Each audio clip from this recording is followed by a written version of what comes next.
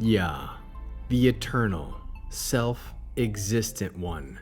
Reveal your unshakable sovereignty, even in suffering, and anchor us in awe of your name alone. Yehovah Elohi, Yah, Kadosh, Kadosh, Kadosh.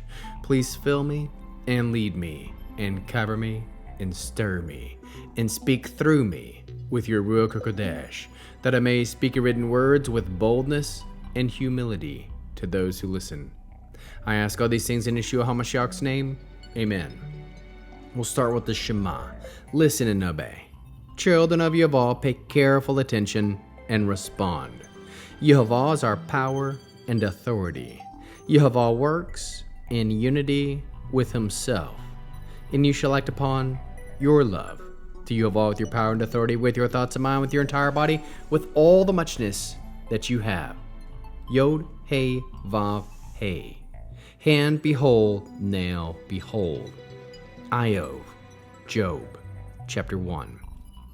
There was a man in the land of Uz, whose name was Job. This man was blameless and upright. He feared Elohim and shunned evil. 7 sons and 3 daughters were born to him. He owned 7,000 sheep, 3,000 camels, 500 pairs of oxen, and 500 female donkeys, as well as a great number of servants, so that he was the wealthiest man in the East. It was the custom of his sons to give banquets, each on his set day, in his own house, and they would invite their 3 sisters to eat and drink with them. After a cycle of banquets, Job would send them to come and be consecrated.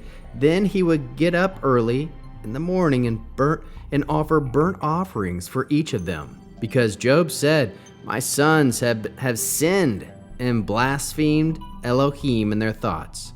This is what Job did every time. It happened one day that the sons of Elohim came to serve Yehovah, and among them came the adversary, Satan. Yehovah asked the adversary, "Where are you coming from?" The adversary answered, "Aleph Tav, Yehovah, from roaming through the earth, wandering here and there." Yehovah asked the adversary, "Did you notice my servant Job? That there's no one like him on earth, a blameless and upright man who fears Elohim and shuns evil."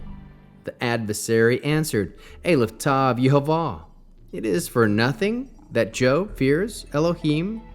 You've put a protective hedge around him, his house, and everything he has. You've prospered his work, and his livestock are spread out all over the land. But if you reach your hand and touch whatever he has, without doubt he'll curse you to your face." Yehovah said to the adversary, "Here, everything he has is in your hands, except that you are not to lay a finger on his person." Then the adversary went out from the presence of Yehovah. One day, when Job's sons and daughters were eating and drinking in the oldest brother's house, a messenger came to him and said, "The oxen were plowing with the donkeys grazing near them when a raiding party from Sheba came and carried them off. They put the servants to the sword too, and I'm the only one who escaped to tell you." While he was still speaking, another came and said, "Fire from Elohim came from the sky and burned up the sheep and the servants. It completely destroyed them, and I'm the only one who escaped to tell you." While he was still speaking, another one came, the Kasdim. Three bands of them fell on the camels and carried them off. They put the servants to the sword too.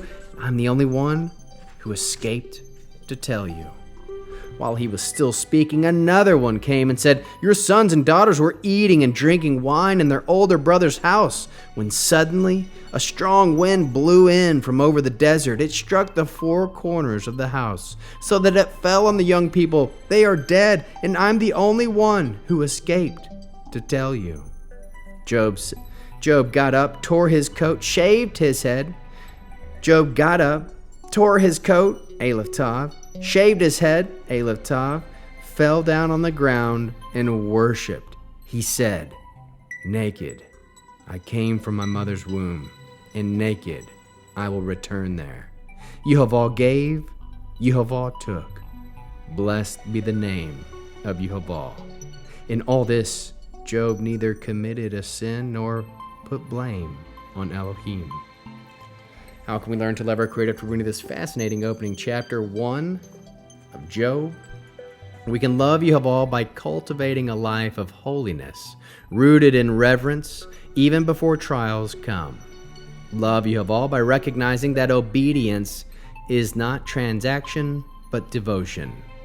Love Yehovah by trusting the unseen purpose more than visible blessings. How can we love our neighbors as Yeshua loves us?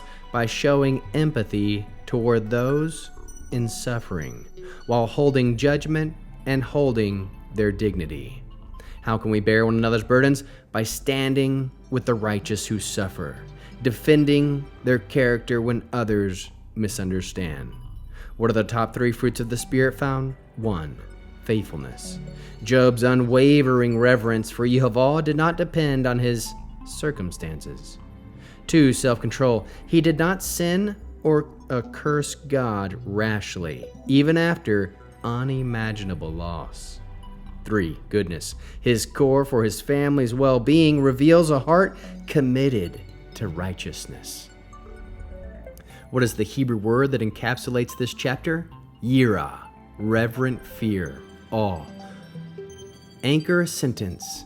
Yirah defines Job's righteousness, not fear of loss, but a holy reverence that shaped his every decision.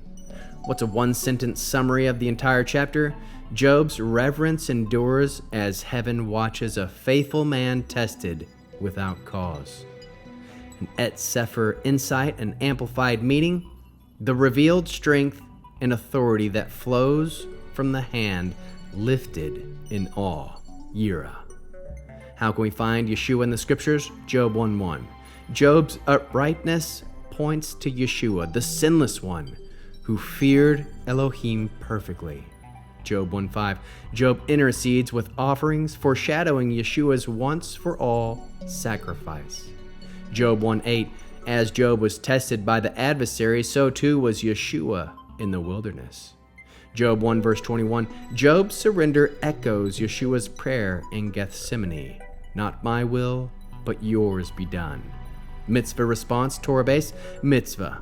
Deuteronomy 6 verse 13. You shall fear Yehovah your Elohim and serve him. A response might look like this: I will choose reverence today over reason and serve Yehovah with awe, even in loss or silence. Hebrew declaration: Yehovah Natan ve-Yehovah lachach. Yehi Shem Yehovah Mavorach. Meaning, Yehovah gave and Yehovah has taken away.